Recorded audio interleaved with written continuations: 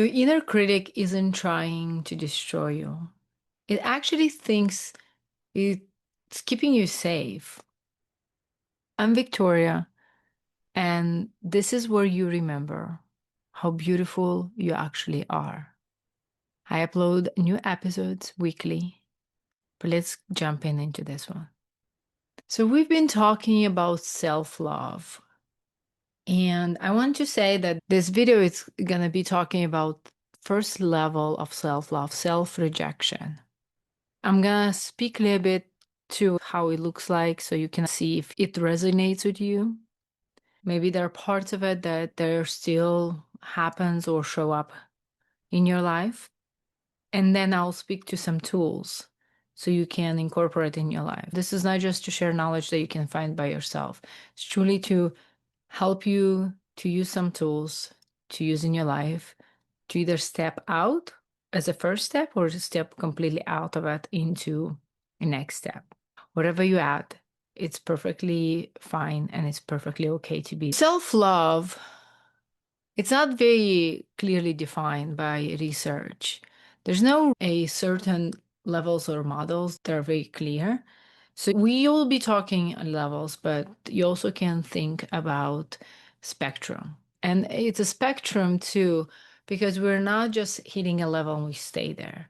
We really move through the day, through the moments from one side maybe to another one. It is a consistent movement. And I have some notes because some of them is very scientific and I want to make sure I get right too. That way, I'm not giving you wrong information, or at least what I found. Something that's very beautiful in self-love, it finds itself at the intersection of personality, science, clinical psychology, neuroscience, philosophy, and contemplative tradition. So it encompasses so many different parts of the life. As it's so research and it's so encompassing, we still don't have very definitive things. I think that's it's interesting because I guess we experience in different way. Each of us live a different experience, and there's some paths that intersect, consistencies that are shown in different way. But also, how do you define completely and see what my self-love equals yours, or even my level one equals with yours, right? It's really hard to do so. One of the important thing is to really remember that when we are in a process or we're in a place where either we love ourselves or not, that's not just mindset. That's not just a dialogue in your mind. It's truly, it's a whole body response to it. So let's dive into how does self-rejection looks like. And yeah, self-rejection, it's one of those levels and steps that people don't talk about without shame. That is the place where we need the most understanding, the most love and compassion, but we don't want to talk about it because we feel ashamed by it. So how might look like in your life this might look like a very loud inner critic voice, your chronic self-criticism consistently, no matter what you achieve, no matter where you at. It's not just focused on are you doing good or bad, it's just consistently gets louder and louder. So it becomes like this friend that's been good at the beginning because it kept you honest, it made you be better. But then after a while, it took over the conversation, it took over your life. And now it's almost like you freeze even before stepping because it's always there. And consider this that while sometimes it feels like the inner critic, it's an enemy, it is not. It was developed in you to protect you. So if you go back into your childhood, there's a place in time when that inner critic appeared and it got louder to protect you. In a way, a friend of yours that maybe doesn't need as much space in your life or he needs a different job to do, but was a friend and it's there to protect you. If that really lands for you and you can sit with that and realize that this inner protector, your relationship with it would change. And it would change in a way that you can see it as a part of you and not a part of you that's wrong and needs to be fixed. It's a part of you that was needed. And maybe now it's needed less, but it's still in a habit of protecting you, and you can say thank you.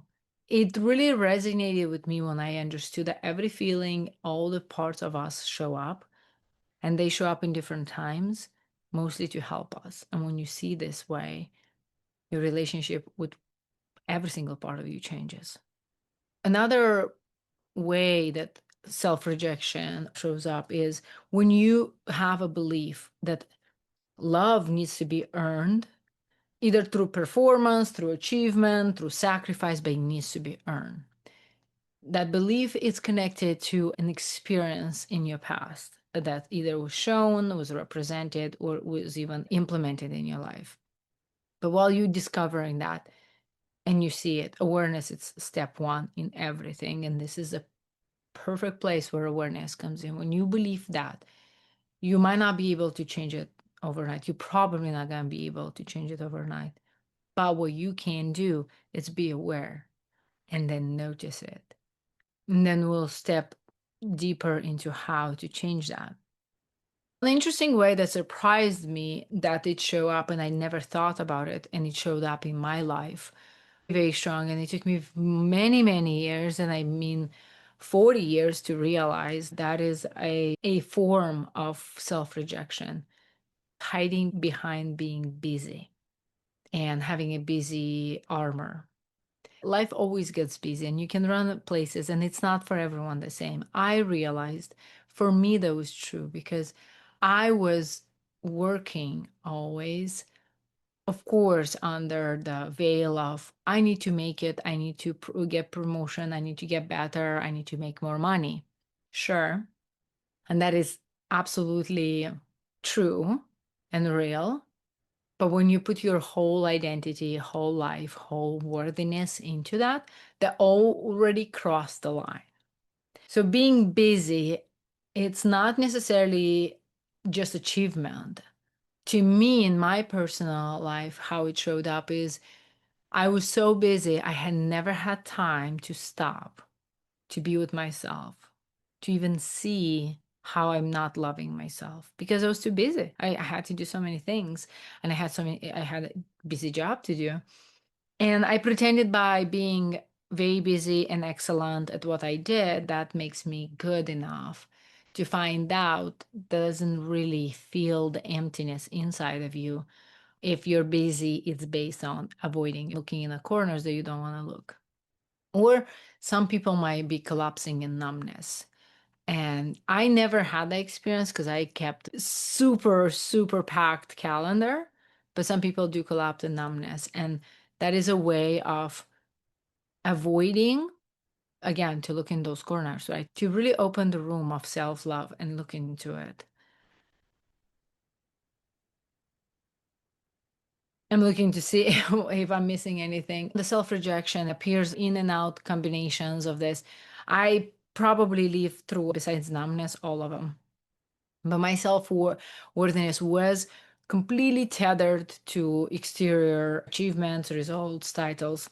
And I think this happens more than people are ready to speak about it. And some people are not there, some people don't experience it, and some people feel shame about it. Because if you do have a title and you are in a position of a leadership level, maybe even C level in a company, you're not going to bring up this because it feels so much shame to say that, but I don't think I love myself. I just hide behind this. And I'm not going to express that I feel emptiness inside. And it's too bad, in my opinion, because there's so much to do and help and move from there if we only would not judge it. And not just to ourselves, but even others. I think the judgment of it makes us really freeze for longer till there's something really big happens in our life and we completely switch. Maybe burnout happens, and or you get laid off, or something is happening that your life got shaken, and then you're like, wow, I really want to work on this. And it would be very interesting to live in a world where we would not put shame and judgments toward how we feel, no matter what position you have, no matter what title you have, because we're all human. and we are all going through stuff. We all have shadows. We all have a beautiful light inside of us. And if we could stoke that light up, so we'll take the shadows or minimize the shadows, be more beautiful than just putting shame on shadows and try to hide it. So I'll get off my soapbox here. As I said, this is not an episode just to share some knowledge that you can find online. It's more to see if this resonates with you. How do you find yourself? Have you been in this step? And when did you realize it? What shows up in your life that you realize that, oh my goodness, this is part of like not loving myself enough, or I put my worthiness somewhere else.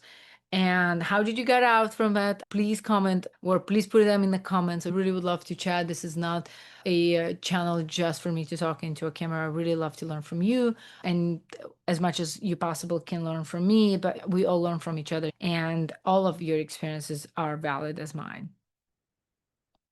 So there's few tools that you can do if you are in this phase, and please don't feel at all shamed by it. We all been there. I've been there for so long. And my first step was actually to be aware, to start noticing, to realize that my worthiness it's tethered to external. I realized that I keep myself busy because I never can stay still. And then I realized I cannot stand still because I don't enjoy to spend time with me and so forth. And you see how the conclusion came by. But there's few tools. One of them it's mirror work. And mirror work, if you never heard it, you can Google it. It's very easy to find. I think years ago, what started me on this journey of loving myself or finding myself really inside of me. Mirror work, it's as it sounds. I hope I get it right because I really didn't research it. That just came as what I did, as a tool that you stand in front of a mirror, you look at yourself into your eyes, and you start telling yourself that you love yourself. And I want to tell you that can be very, very difficult. And for some people, it's absolutely difficult. It's impossible to do that. And if you're one of them, that's okay. That is absolutely okay. You're not the only one. Don't think everyone does it and it's easy. I started with barely can look at myself, and I started crying when I barely could say the words. I said them, but to tell you, more you look into your eyes, you'll feel something that's behind them. And if you cannot say I love you, just look at yourself. And maybe start with you're okay. Maybe start wherever you are. Maybe you're fine. Maybe I like you. Maybe I like you sometimes. Baby steps. But truly spend that time and do it every day. Do it till you can look at yourself. Truly look into your eyes and say, I love you. Because it's such a powerful tool. And I don't know how much it's used. I know it's used, but I think it should be taught the moment we go into school, because maybe when we're in kindergarten, we do look at ourselves in the mirror and we say, I love you. And then it's taken away from us. That is a beautiful tool to truly see yourself, to find yourself, or to try to find yourself. And I want to repeat again very clearly, if you cannot do it, that's absolutely okay. Just keep baby steps, doing slowly. Meet yourself where you at. And sometimes I don't know if this will help you, but the tool, if you don't like yourself or you really feel like you're angry at yourself, maybe give that feeling a voice too, and then come from love. But be very cautious because you can truly invoke something that you're not ready. So it's a better done with a coach or somebody that understands the tool. The mirror work, it's a powerful tool. Another tool idea, it's a critic interview. So you can interview your critic. And this comes more not as you don't have to really go into deep feelings, but you just interview it. Why does it do it? What is it afraid of will happen if you will stop criticizing you? That is a very interesting question. What it is your inner critic afraid of? Or what does this inner critic voice wants from you? That voice might have a message for you. And you can also give this inner critic voice a name, a personality trait in a way, and have a conversation with them too, just for fun. There's lots of data, lots of wisdom, and probably message for you in that. and knowing how to find it. It's a skill on its own. It takes time to, and not time, I'm not saying it takes years, but it takes tries to start it and to make sure that you're safe and you are taken care of. And of course, none of this is, if you have big T trauma, I would definitely recommend to do it all with a professional. This is just for people that have this feeling, they have the inner critic, they really want to work on this inner critic, but it's not something really dramatic and deep. That's a completely different story. I want for you to be aware of that and to be always safe on that side. I'm very curious. I'm genuinely interested to hear how is your experience, or how do you experience the inner critic? What are your tools that you use to either calm it, maybe give it job to do, maybe to go and do something else, or what are your solutions? I will see you in comments. And just as a reminder, I upload weekly. If you're ready to dive deeper into all of this self-love and understanding it, I do every Wednesday at 2 p.m. Pacific time live. Jump on those and we'll go on a deeper dive about behavior, humans, love, and all that fun stuff. And I will see you in the next one. Bye.